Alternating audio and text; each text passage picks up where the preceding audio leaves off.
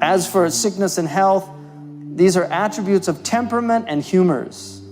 وَذَلِكَ مِنْ أَوْصَافِ الْبَدَنِ لَا مِنْ أَوْصَافِ الْقَلْبِ. It's the influence, because we believe in a hylomorphic body. You know, we actually believe that the body and the soul, we're not Cartesian. We don't believe in this separation of the ghost in the machine. We actually believe that there is a profound relationship, which is why our worship is in the body. This is why we believe in the bodily resurrection. So the body is very important to us, and taking care of the body is important to us. And the body will affect the soul, and the soul in turn also will affect the body. So these are important points about that. And this is why traditionally the ulama were also doctors. They studied the humors, they understood people, they studied psychology. It was very important for them to understand the nature. Much of the sickness that we see today, the depression that people have, is because they're too connected to all these machines all the time, and which are having a negative effect on people. And because don't forget, those are radiation, there's vibrations coming out, they're affecting the brain, and the brain synchronizes with them. And then people don't go out in nature anymore. They don't look at nature, they don't experience nature, they don't breathe properly, they don't exercise. All of these things have an effect on us. And so a lot of people are actually very depressed simply because they're not taking care of their bodies. There's a lot of people sick for that reason. And that's why it's very important in our tradition to take care of the body. And you know, health problems are increasing. People are being diagnosed with more and more illnesses every year. And it's interesting that people are getting sick from eating. And Allah subhanahu wa ta'ala created food so that we can get nutrients out of it, so it can improve our health, so it can give us energy. So how can it be that something that Allah subhanahu wa ta'ala put on earth to improve our health is actually damaging our health? The Prophet ﷺ said, "Inna li jasadika alayka haqqa." Your body has a right over you. Now the amazing thing is, this is an age of miracles and wonders, and one of the fascinating things of this time is they have determined exactly what the haqq of your body is. Exactly what it is, down to the calories that you actually need to consume every day, right? And if you look at the amount of calories that you need to consume, you'll see that it's pretty much coherent with the sunnah of the Prophet ﷺ. Most people eat about 3 times to 4 times more than they actually need as fuel to burn energy. In Surah Al-A'raf in the Quran, verse number 31, Allah subhanahu wa ta'ala in the middle of the verse says, وَكُلُوا وَاشْرَبُوا وَلَا تُسْرِفُوا إِنَّهُ لَا يُحِبُّ الْمُسْرِفِينَ. And eat and drink and do not go in excess. Verily, Allah does not love those who excess, overdo it. Imam Ibn al-Qayyim rahimahullah, he comments about this verse, and he says all of a person's health, good health, are in these few divine words. So that means then, perhaps the first problem is how much we're eating. Allah subhanahu wa ta'ala did not design our bodies to consume all the kinds of food and the amounts of food that we're consuming right now. For example, biologically, you only need to eat meat once a week. Your body does not need meat more than once a week. And I believe in eating as pure food as possible. I think Muslims should be semi-vegetarian, because I think the Prophet ﷺ actually did not eat a lot of meat. During the Khilafah of Umar radiallahu anhu, he forbade meat to be eaten 2 days in a row. But we eat meat every single day of the week, and sometimes more than once a day. And we're offended if there's no meat at the table. So what happens? We were not designed to consume so much meat.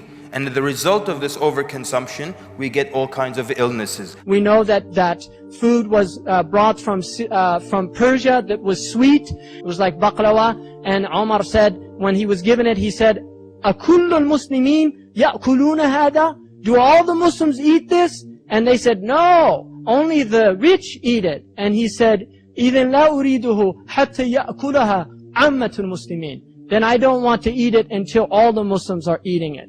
And so really part of shafaqah to this ummah is recognizing there's a lot of our Muslim brothers and sisters that don't eat very well. And so we should be really thinking about the weight that we're gaining. It's bad for you, first of all, that any physician will tell you that. You don't need 2 cents worth of brains to realize that overeating is not a good thing. In fact, according to the National Institute of Health in America, 80% of American diseases are from overeating. And the other thing is exercise. The Prophet ﷺ exercised. We know that. He actually exercised.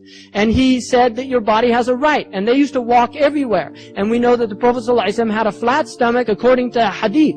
And he didn't like fat stomachs. And he used to say to people, هذا كان خيرا لو كان في غيرك.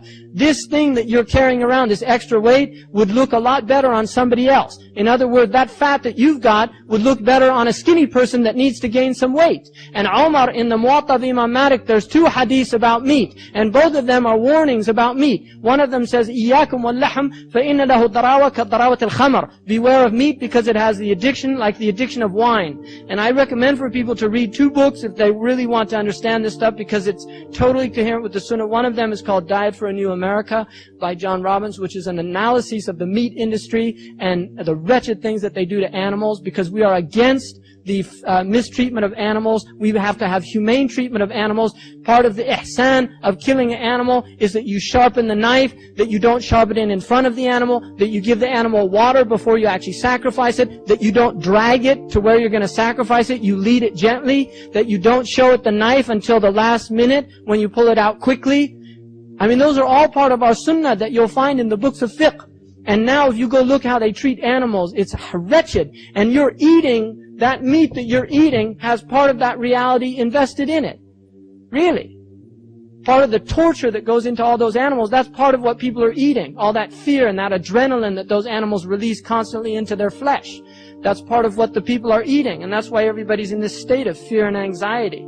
So people should think about that. And the other one, Omar said, أَكُلُّ مَا اشْتَهَيْتَ اشْتَرَيْتَ. Every time you get hungry, you go out and buy meat. And the man said, نَعَمْ يَا أَمِيرُ الْمُؤْمِنِينَ. And he said, it would be better if you would stop eating so much meat and allow other brothers to eat. Now, part of the thing, if you look at, it takes, to make 1 pound of meat, it takes 7 pounds of grain. And there's people starving all over the world. So part of this beef-eating Anglo-Saxon culture that's being spread all over the world, which is cow, beef, and McDonald's in every country. I mean, part of the end of time is McDonald's in Mecca. And that's not a joke. That's a horrific thing to realize that there is a McDonald's now in Mecca.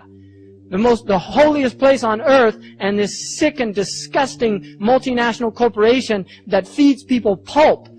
Really gross, grotesque food that has no nutritional value at all. No nutritional value. You're better off eating the cardboard that stuff comes in. And that's true. It's all meat filled with hormones. You know, people in Puerto Rico, they had all these women at the age of 6 years old developing huge breasts because they were using so much hormones in the meat, the estrogen, to beef up the cattle. That's what they do. So people becoming homosexuals, well, maybe it's all that hormone meat they're eating, you know?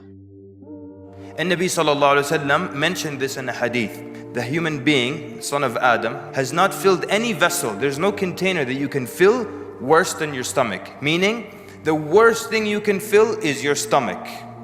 حَسْبُ ابْنُ آدَمْ لُقَيْمَاتْ يُقِمْنَ صُلْبَهُ. Sufficient for the son of Adam are a few bites to sustain him. Just a few bites to keep you going. فَإِنْ كَانَ وَلَا بُدْ. If there's no other way and you have to, then فَثُلُثٌ لِطَعَامِهِ وَثُلُثٌ لِشَرَابِهِ وَثُلُثٌ. So then a third for your food, then a third for your drink, and then a third for the air. So the hadith is mentioning this as the maximum that you can do. The maximum you can do. We mention it as if it's the minimum. Yeah, just start with that. No, that's the end. If you have to, there's no other way. Is that how much we consume now? Is that how we eat? How many of us today eat just a few bites to keep us going? Basically, you eat to remain alive. You eat to live. But what happens? We live to eat. All we talk about is cuisine and watch cooking shows and watch eating shows and eating competitions, just about eating, eating, eating. And this is not how much we were intended to consume. It's too much. And so as a result of that, all kinds of illnesses arise. We're supposed to consume just a little bit to contain us. But we eat so much, and if there is just a little bit of air left in our stomach, we become uncomfortable. And we search everywhere for a grape, a banana, something to fill that little gap with. We get ill because we overdo the amounts of food that we eat. You know, now there is an increase in people that are being diagnosed with type 2 diabetes. And it tells you that 1 out of every 3 children will be diagnosed with type 2 diabetes. How do you get type 2 diabetes? Type 1, we all know it. Type 1, where basically your immune system destroys the beta cells. These are the cells in your pancreas that create insulin, produce insulin. Type 1 diabetes, your body destroys these cells. In type 2, these cells are overworked and fatigued, and that's why they die off. Beta cells that create insulin. So basically, when you consume any amount of food, glucose goes into your bloodstream. That's the energy from this food in the form of glucose. It goes into your bloodstream. Once glucose is in your bloodstream, now it needs to leave the bloodstream and go into your muscles, to the muscle tissue. But it can't do that without insulin. So the minute there's glucose in your bloodstream, the pancreas basically starts to produce insulin. Insulin allows glucose to pass from your bloodstream into the muscles, so it's stored there for energy. So then these beta cells that produce the insulin in the pancreas, they start to die off because they're overworked and they're fatigued. What causes them to be overworked and fatigued? How many times and how often is glucose just running through our veins? Constantly, almost all the time. So how much sugar are we consuming? Allah Azza wa Jal, did He design our pancreas to consume and to handle so much sugar?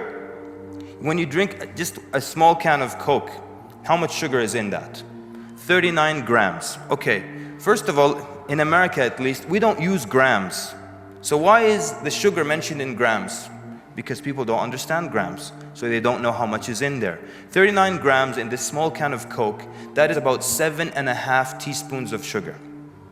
And if I put that much in a glass of water, if I just put 2-3 teaspoons of sugar in a glass of water, would you drink it? It's too much. If I put 7.5, would you drink it? You know when you go and get the big gulp, it's full of Pepsi or what have you, and you consume it throughout the day, that has like the equivalent of 100 packets of sugar. Imagine you tear up 100 packets of sugar and you fill that big gulp. Would you do that? Would you consume that? But we drink, sometimes we replace water with Coke and things like that. Too much sugar. Our bodies were not designed for that. So perhaps then, that's the first half of the problem. We're eating far too much. We're eating far beyond what we need. And this is causing damage to our body. That's why. Allah designed it to not cause us harm. It's supposed to do good for us, but it's doing bad because we're overdoing the amounts. Allah Azza wa Jal did not design our bodies to handle that much. The second possible part of the problem is what we're eating and the problems in what we eat. Either what we're eating is straight up harmful or it's just useless. The truth is, there are 2 golden rules here, right? Number 1, if anything, any food, if a man put their hand into it, it's bad. Just that's the general rule. Whatever people, human beings have meddled with, it's bad in some way or another, or in the long term. The other thing is that nobody cares about you. Nobody. Not the government, not the Food and Drug Administration, not the medical industry. Nobody cares about you. The only one who cares about you is you, yourself. That's the only one who cares. So you have to watch out for these things. They're not going to warn you. With cattle, we have problems with estrogen. So they give them this female hormone, estrogen, and so the cows gain weight and their meat is tender and soft. But what is the problem with estrogen? Nothing destroys it. If you boil the meat, broil the meat, fry the meat, cook the meat, whatever you do with it, it still remains in the meat. If you milk a cow that's been given estrogen, the estrogen is in the milk. If you make yogurt from that milk, it's in the yogurt. If you make cheese from that milk, it's in the cheese. It's a female hormone that we don't want in our bodies. We're getting more and more of it. Cows now are milked 300 days out of the year. Even when they're pregnant, they're milked. And when they're pregnant, certain components or estrogen type components increased by 33 times in the milk. And they just milk it and then they give it to us and we consume it. There was a study that was done in 42 countries to find a correlation between dairy consumption and testicular cancer. And they found the strongest correlation to be in Switzerland and in Denmark, where cheese is one of the national foods and people consume a lot of dairy. They found the lowest relationship to be in Algeria, where people don't consume as much dairy products. So you see then problems all over the place. People engineering food, adding things to food, doing crazy things to food. Mercury, fish. You think of fish, you think of mercury. There's always a problem somewhere. And almost none of the processes is natural anymore. Tomatoes, they're picked green. They don't pick them when they're ripe. They pick them when they're green and still hard so they don't go bad. And then they ripen them by putting them in ethane gas. And then that gets them to turn red. So they're not damaged and they look good to you, the consumer.